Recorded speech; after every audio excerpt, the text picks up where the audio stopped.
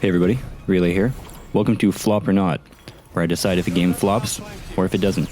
Today, we'll be covering Forspoken. So we're going to start with the environment. The environment in this game is... it doesn't look bad by any means, to be honest with you.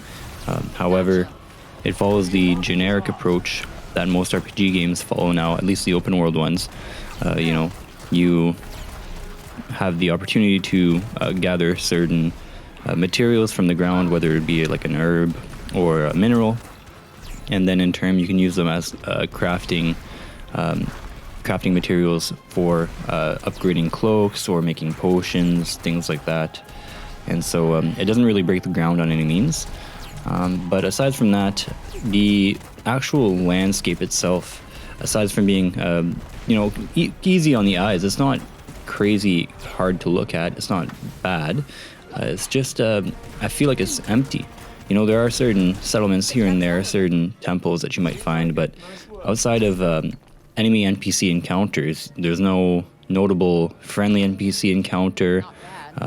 There's nothing aside from just you put a marker on the map and you go and explore that location and see what it has, and it usually involves like a battle. There are certain aspects that are kind of cool, like you battle and then from that battle you unlock a chest, and there's even a couple of puzzle chests that you can kind of use your wits, I guess, to figure out the puzzle, and then you open the chest and you get what's inside. But it doesn't really break the grounds in terms of anything environmental, and it's not the best looking game, but at the same time it's not the worst looking game. Now, as far as the performance goes, I've had a lot of people complain, that the performance is pretty abysmal, and the recommended specs are pretty high for what the game is. And I would agree, to be honest. I think the game could probably be better optimized. And I've got an RTX 3070 and 16 gigs of DDR4, but on the demo, I didn't have too many issues. I ran into one infinite loading screen, which I don't know what you make of that. Maybe it's just a one-off. And I ran into one indestructible enemy, which was like this elite mob of a version of an elk or a deer. And it was, I tried everything. I wasn't able to deal any damage to it. Maybe it's just the way it's made. But as far as performance goes, I didn't really find too many glitches. The occasional stutter, but not very often. As far as crafting goes, in the demo anyways, you don't get exposed to a whole lot, but I'd imagine there'd be more potions, like maybe a mana potion in the full game. All I found myself really doing was making more health potions, to be honest with you. That was like the only function that I found the crafting useful for.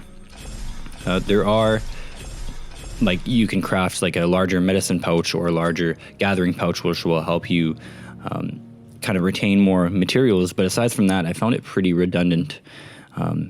The only thing you really need it for is for crafting health potions, and I'm sure the game isn't super long to the point where you'll even have to upgrade your pouch. And so crafting is a little lackluster on that department. However, the equipment can be upgraded using materials as well, and I find that adds a little bit of value to the equipment itself. So you can assign to empty slots, you can assign different abilities from the cloaks based on, red magic or purple magic, for example, and you can give it like a little bit of a buff. So you can kind of customize your cloaks that way, which is actually kind of neat, and that's pretty sweet. The same goes with necklaces as well, or your pendants. You can customize those to your liking and give them extra little buffs to help you in the game. So as we chug along, I'm slowly making my way to the worst parts of the game itself, and getting up there is the difficulty. I'm almost confident that the only thing the difficulty slider actually changes is the amount of health the enemy has. It doesn't change their aggressiveness in any way. It doesn't change their attack patterns. It just gives them a shit ton of health, like a redundant amount of health. So you spend many minutes on a battle where on a normal or easy you'd spend a few seconds. And admittedly, I did die a couple times, to be honest with you, to a boss in particular, this alligator boss that they have you fight at the end of the demo. But that's like kind of a broken battle mechanic as well that goes into it, to be honest. And maybe still a skill issue as well, but we'll get to that in 2 seconds. But yeah, the difficulty slider only seems to change the amount of health the enemy has, and it makes them endure for much longer. But like, it also it's redundant because it doesn't really up the challenge. It just ups the amount of time that you end up fighting the boss.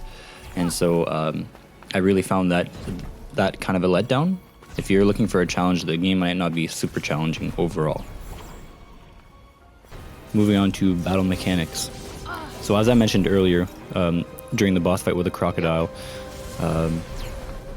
I died a few times, actually quite a few more than I'd like to admit, but I in part would like to attribute that to a battle mechanic flaw that I found.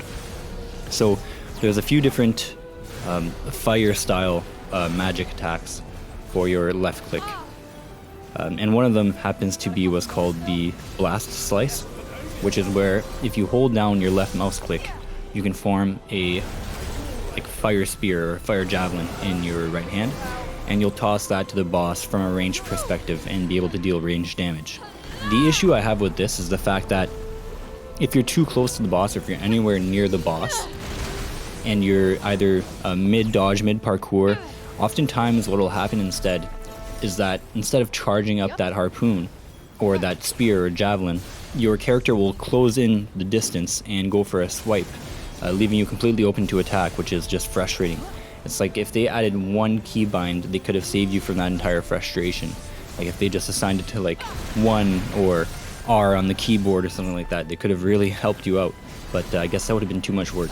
Aside from that little rant, the battle mechanic plays on a game of weaknesses and critical spots on the opponent. So you can use X to scan the area, but you can also use it to scan an enemy or a boss, and it'll tell you exactly if it's weak to phrase magic or Silas magic, so fire or earth. And from there, you can adjust accordingly. Sometimes they have resistances to both, and it'll tell you exactly what they're resistant to in terms of like staggering techniques, or if they can be binded or things like that. And so you kind of get most of your information from the battle from there and adjust accordingly. The last key points that I want to make here is just how miserable the main character is. It's kind of insufferable. It seems like whatever you say, or whatever she says, or whatever an NPC says to her, she has like a very snarky, edgy remark to everything. And it's always like in a negative connotation. You know, she'll be like, oh, fuck this, fuck that, I don't want to do this. You suffer through it. And I only played the demo, so I got a small glimpse of it, but you can imagine if that was the entire game, God, it would make you miserable. You'd be depressed. It's just like poor writing. There's got to be something behind it that hopefully changes at some point during the story. But honestly, I've seen playthroughs, and I don't think much changes. It's just a miserable character through and through. And just as a backstory, of course, I looked into it. The character itself is actually from New York, and somehow gets dragged into this world, this magical world. But it's worth noting that she doesn't have any real parents, and she's been in and out of the system, hence why she hates courthouses. But it still doesn't really make like much sense for them to make her miserable 100% of the time, and that just becomes painful, to be honest. The last thing I want to cover is the absurd price tag that they gave this game. Like, I feel like it should have been maybe like a $70 title Canadian, which roughly translates to 50-something USD, I'd imagine.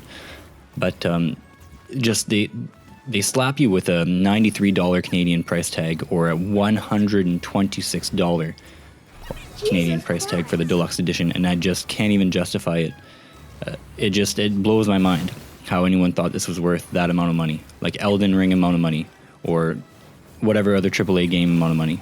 I don't know how many hours of gameplay, but I just can't see it being that valuable. And that was one of my biggest issues with the game itself, is the price tag that Square Enix just slapped on there. So in the end, does it flop or does it not? It very, very barely escapes the flop. Like, so close, it's almost a flop, but not quite. I still found it somewhat amusing. Some of the fight mechanics are kind of okay.